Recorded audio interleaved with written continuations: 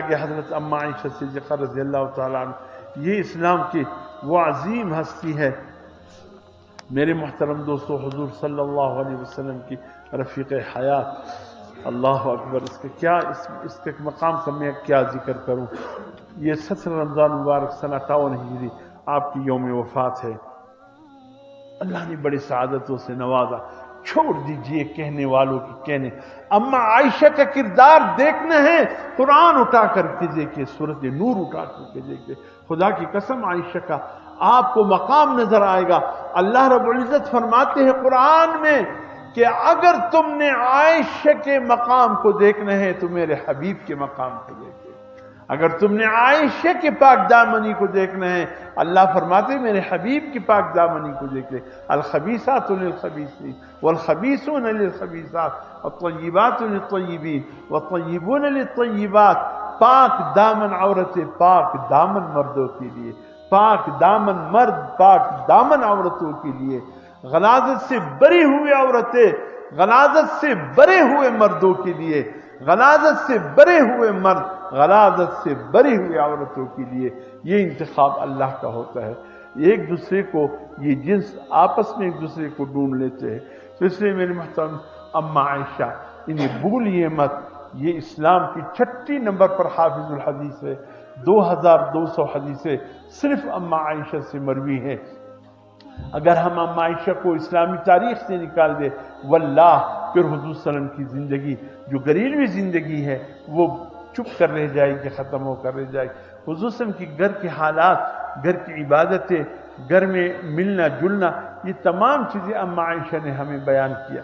اور خود کئی دفعہ ایسا ہوا کہ اما عائشہ فرماتی ہیں لوگوں کی برات کا فیصلہ تو اکثر ایسا ہوا اللہ نے زمین پر بچوں سے دلوایا، جیسے حضرت یوسف علیہ السلام، حضرت موسیٰ علیہ السلام، ایسے اللہ کے اور بے.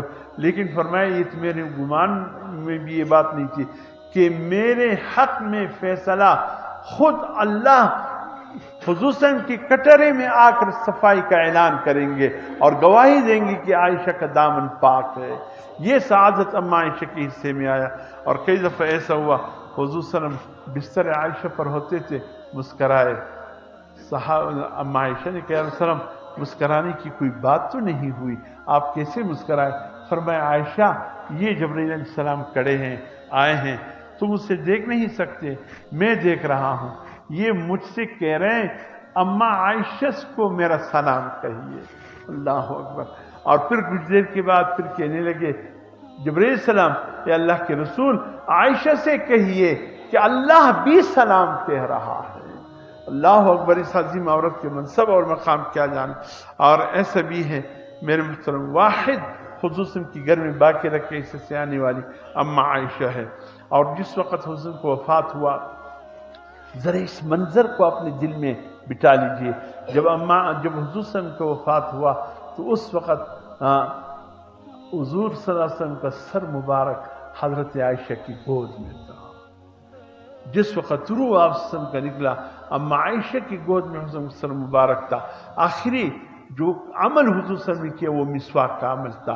حضور صلی اللہ علیہ وسلم نے مسواک کرنا چاہا، اما عائشہ نے دیکھا مسواک سخت ہے، انہوں نے اپنے منہ میں نرم کر دیا اور پھر حضور صلی اللہ علیہ وسلم کو دیا.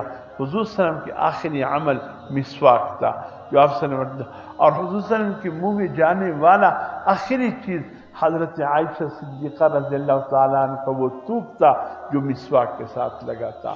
اور کیا میں عرض کروں بولے محترم دوستوں، بھوکنے والوں نے تو کچھ بھی نہیں چھوڑا.